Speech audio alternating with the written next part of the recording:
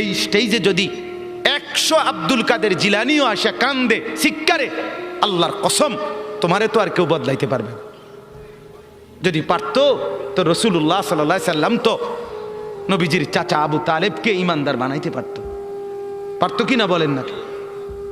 কি পরিমাণ কাঁদা কাঁদছে নবী সাল্লাল্লাহু আলাইহি সাল্লাম আবু তালেবকে কালেমা পড়াবার জন্য, কি পরিমাণ কাঁদছে, চেষ্টা করছে। শেষ মুহূর্তে বলছে, চাচা চাচা কালেমাটা পড়েন না চাচা। বলছে না, মানুষের কাছে বেইজ্জতি হব, পড়বো না, মানুষ লজ্জা দিবে। আল্লাহ নবী সাল্লাল্লাহু আলাইহি সাল্লাম বলছে, কানে কানে বলেন, আমি কাউকে শোনাবো না, আমি শুধু হাসরের মাঠে বলবো, মৃত্যু পর্যন্ত চাচা ওয়াদা দিলাম জগৎবাসীকে শোনাবো না আপনি ঈমান আনছিলেন, কানে কানে কন। আবু তালেব বলছে না, কানে কানেও বলবো না। এবার নবী বলে চোখের পানি ফেলতে ফেলতে, চাচা এমনও কইতেন না তো, ঠিক আছে চাচা আমি কালেমাটা পড়ি, আপনি শুধু ঠোঁটটা নাড়েন, আপনি শুধু ঠোঁটটা নাড়বেন, আমি হাসরের দিন বলবো মাওলা আমার চাচা কালেমা পড়ছিল এজন্য ঠোঁট নাড়ছে, এর সুযোগ দেন। চাচা বলছে না না না, আমি ঠোঁটও নাড়বো না। আল্লাহ নবী তখন অঝরে কাঁদতেছিলেন আর চোখের পানি ফেলে বললেন, চাচা আপনি জাহান্নামের আগুনে জ্বলবেন, আমি সইব কেমনে? আবু তালেব নাফরমান তখন কি বলছে জানেন? আন্নারু খায়রুম মিনাল আর, মুহাম্মদ মানুষের কাছে লজ্জা পাওয়ার চাইতে আগুনে জ্বলা অনেক ভালো। বাপ নিজেদের জিন্দিগিতে একবার ভাইবা দেখেন, আমিও ভাবি আপনিও ভাবেন এমন আচরণ আমার মধ্যে আছে কিনা। 3 দিন ধরে যে বাড়িতে মেয়ের বিয়েতে ছেলের বিয়েতে যে ডেকসেট বাজাইলেন, কারে খুশি করার জন্য?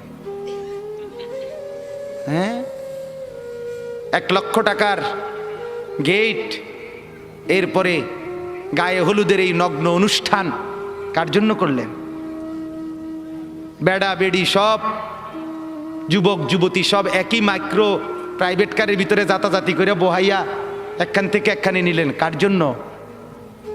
পুরা প্যান্ডেলের ভিতরে একসাথে বেড়া বেড়ি একত্রে খায়, নাচে, গায়, ফুর্তি করে, কার জন্য? শুধু সমাজ, সোসাইটি, পরিবেশ, সোসাইটি মেনটেন করছেন, সমাজ মেনটেন করছেন। ছেলেরা চাইছে, মেয়েরা চাইছে, বাচ্চারা চাইছে, এতে হেতে চাইছে, তো মালিক তিনি কি চাইছিল? ওনার কথা মনে হয় নাই? রাসূল সাল্লাল্লাহু আলাইহি সাল্লাম তার কথা মনে হয় নাই?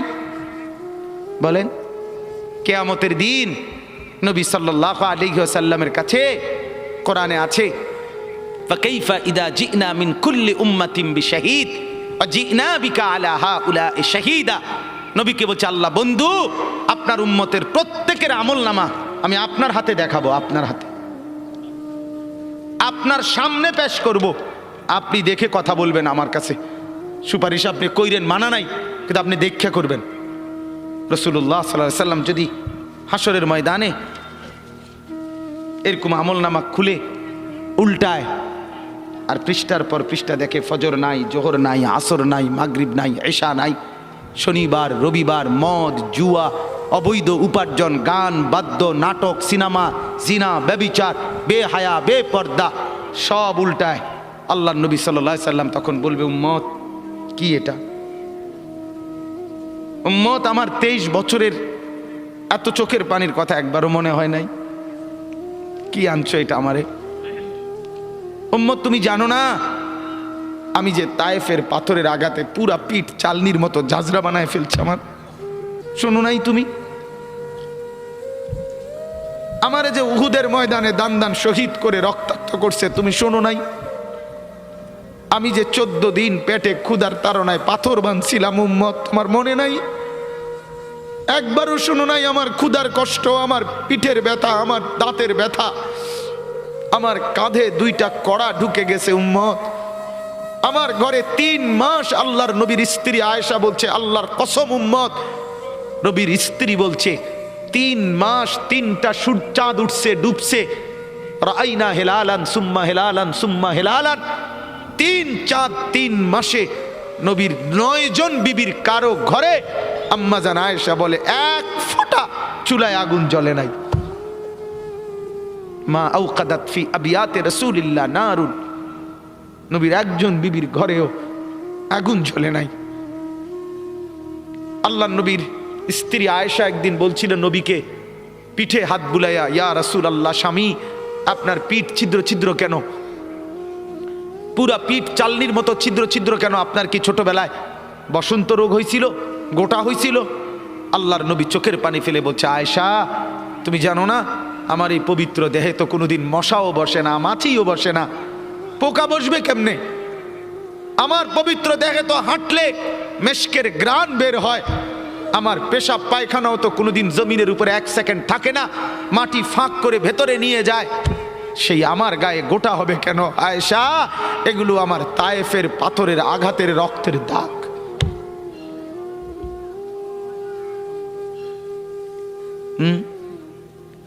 বলো না বাপ, কিছুই মনে হইল না? এভাবে ভুলে গেলেন, ভুলে গেলেন? রাসূলুল্লাহ সাল্লাল্লাহু আলাইহি সাল্লামকে একবারও মনে হলো না? আল্লাহকে ভালোবাসেন, নবীকে ভালোবাসেন, আখিরাত চিনেন? এই বাপ, আমি আপনাদের সন্তান, আমার বাবা আপনাদের মহল্লায় 43 বছর এই বড় মসজিদের ইমাম ছিলেন, একদিন 2 দিন না। আমি এই মাটিতে বড় হওয়া ছেলে, এই প্রাইমারি স্কুলের ছেলে, এখানেই বড় হয়েছি। এরা সব আমার আপনজন। আমি আমার আপনজনদেরকেই শক্ত করে বললাম, আমি যদি কারো ভাতিজা হই, আপনি আমার চাচা, আমি চাই আমার চাচা যেন হয় জান্নাতি। আমি যদি কারো নাতি হই, আপনি আমার দাদা, আমি চাই আমার দাদা যেন হয় জান্নাতি। আমি যদি কারো ভাই হই, বন্ধু, তো আমি চাই ভাই, 2 ভাই মিলে একসাথে হই জান্নাতি। আল্লাহ তোমাকেও তৌফিক দেন, আমাকেও তৌফিক দেন। দোয়া করি বাপ, দোয়াও চাই। জিন্দগি বদলান যুবক, জিন্দগি বদলাও। দিবা নিশির ফিকির আমার, জিন্দগি চেঞ্জ করেন, জীবন চেঞ্জ করেন। ফজরের নামাজে অভ্যস্ত হন।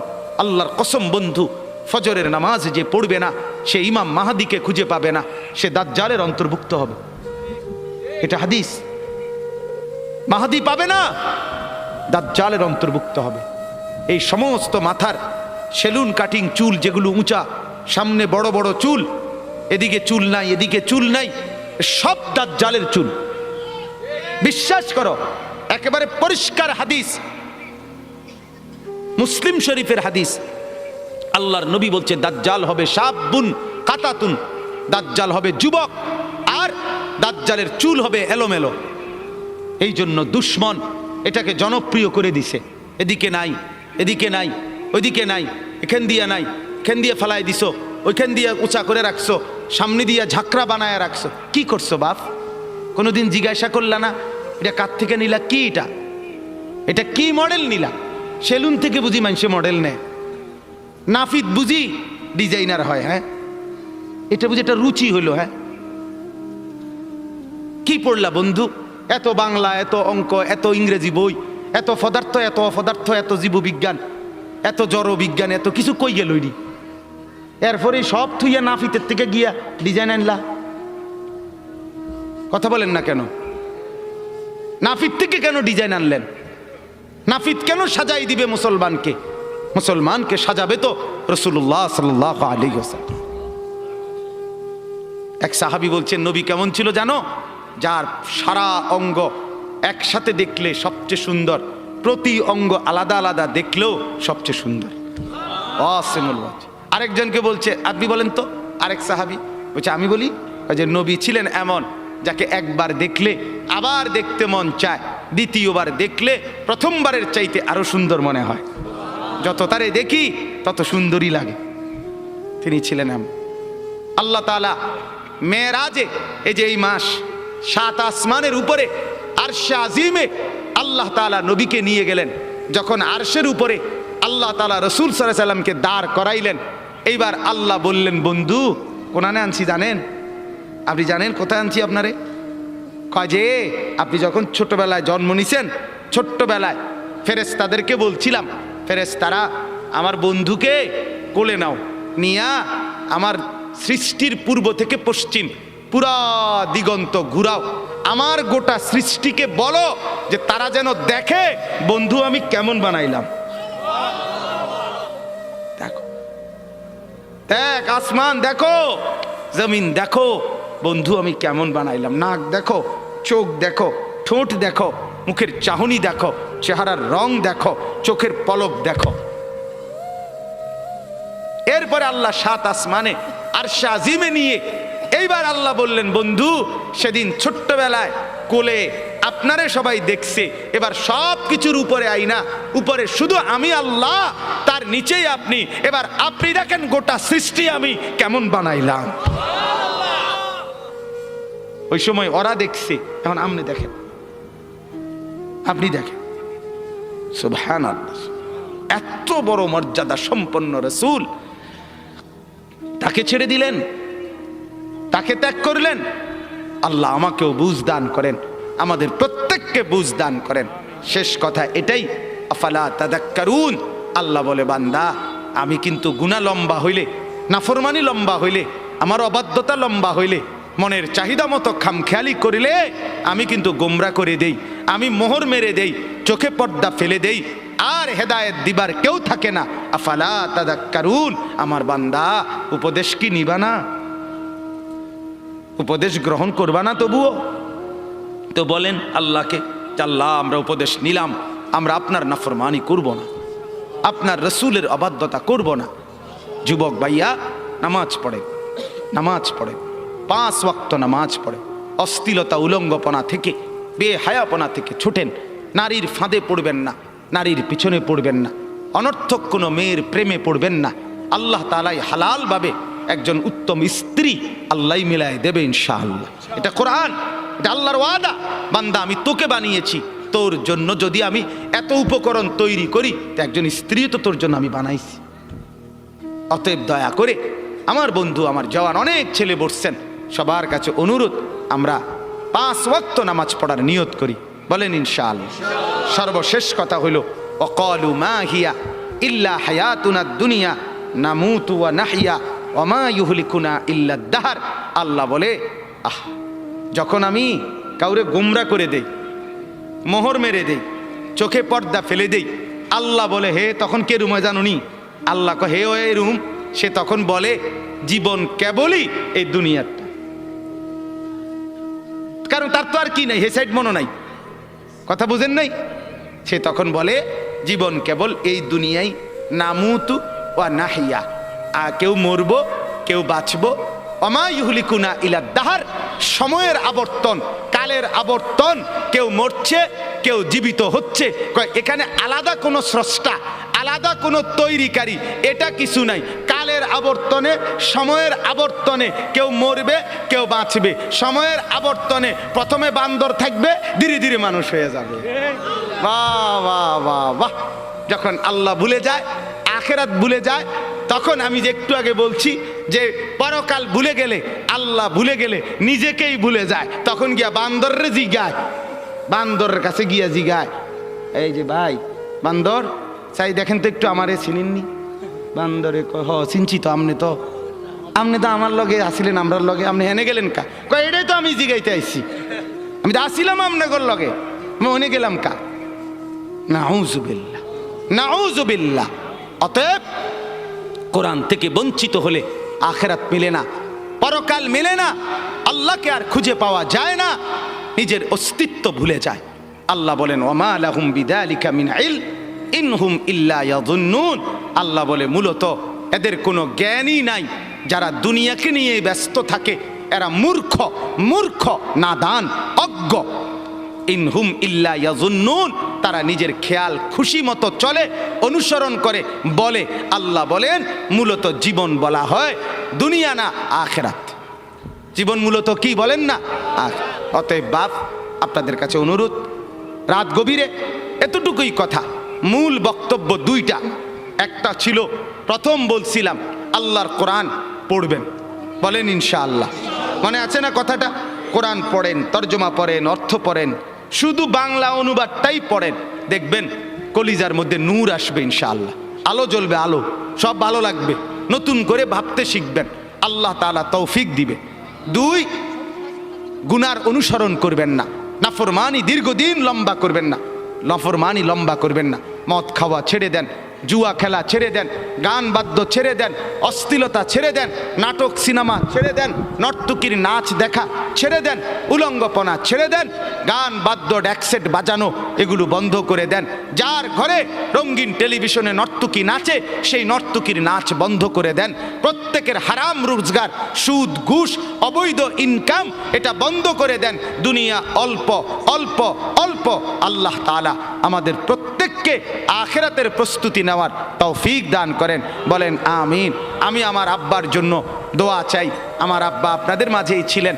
আল্লাহ তাআলা যেন বাবার কবরকে নূরে নূরে ভরপুর করে দেন। আপনাদেরও যাদের বাবা নাই তাদের জন্য দোয়া করি। মা আমার অসুস্থ, হাসপাতালে ছিলেন 3 দিন। আজকে মাকে আনা হয়েছে বাসায়, তো মাও অসুস্থ। মার জন্য দোয়া করবেন। ভাই বেরাদর সহ আমরা সবাই আপনাদেরই সন্তান, আপনাদেরই কাছে বড় হওয়া। আল্লাহ তাআলা আমাদের সবাইকে আন্তরিকতা, মহব্বত, সম্পর্ক দান করেন। যেই ছেলেগুলো এই মাহফিলের ইন্তেজামের জন্য কষ্ট করেছে এরা আমাদেরই পরিচিত। আমার কাছে গেছে, আমি আজকে সত্যিকার অর্থে আমি কোনোভাবে, আমার আরও 2টা বয়ান ছিল মাগরিবের পর, আমি আরও 2টা মাহফিলে বয়ান করে এরপরে আসছি। মূলত আমি কোনোভাবেই মিলাইতে পারতেছিলাম না, কিন্তু আমার ছোট ভাই সহ এরা ছেলেরা এমন জাতা দিয়া ধরছে, আলহামদুলিল্লাহ আল্লাহই মিলাইছে। সব শুকর মালিকের। আল্লাহ তাআলা ছেলেদেরকে উত্তম বিনিময় দান করেন। এই মাহফিলখানা আল্লাহ তাআলা এই মাহফিলখানা কিয়ামত পর্যন্ত কায়েম দায়েম করে দেন। ছোট্ট পরিসরে কষ্ট হয়েছে অনেকের, বসতে দাঁড়াইয়া ছিলেন। আল্লাহ তাআলা প্রত্যেককে উত্তম বিনিময় দান করেন। হ্যাঁ, অনেকে ইন্তেকাল করেছে, প্রবাসে আছে, বিভিন্ন জন বিভিন্ন পেরেশানিতে দোয়া চাইছে। আমার এক বোন আমারে কিছুদিন বলছে আগে, এখনো বোন আছে বাসায়, তো বোন আমারে বলতেছে, ভাই এখনকার মানুষের 2 কথা সবসময় মনে রাখবি। আমি কই কি? এক, হয় ব্যস্ত নয় অসুস্থ। এই মেজোফা হয় ব্যস্ত নয় কি অসুস্থ। এই হইল বর্তমান মানুষের পরিচয়, হয় ব্যস্ত নয় অসুস্থ। আল্লাহ তাআলা আমাদের প্রত্যেককে ঈমান আমলের দৌলত দান করেন, সুস্থতার জীবন দান করেন। আমাদের শ্রদ্ধেয় আলহাজ হযরত সালামতুল্লাহ হাফেজ সাহেব দামাত বারাকাতুহুম, সেই আমার বাবা যাকে মহব্বত করতেন, আমরাও যাকে শ্রদ্ধা করি, মহব্বত করি, ছোটবেলায় মক্তবে পড়েছি হুজুরের কাছে। এবং আমার শ্রদ্ধেয় হাফেজ মুজিব সাহেব হুজুর অনেক অসুস্থ, সব সময় আমি কথা বলি হুজুরের সাথে, হুজুরের এলাকায়ও যাই মাহফিলে। আল্লাহ তাআলা যেন উনাকেও শিফা দান করে, সুস্থতা দান করে। আমার শ্রদ্ধেয় মাওলানা হাবিবুর রহমান আল ফরিদি, আল্লাহ তাআলা তাকেও যেন কবুল করে, উত্তম বিনিময় দান করে। আল্লাহ আপনাদের সবাইকে সুখে রাখুক, উত্তম বিনিময় দান করুক, আমিন।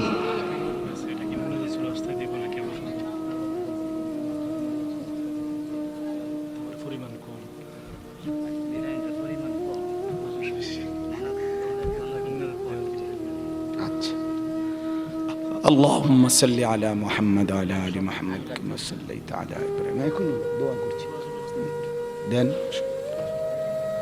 اللهم صل على محمد وعلى آل محمد كما صليت على إبراهيم وعلى آل إبراهيم إنك حميد مجيد.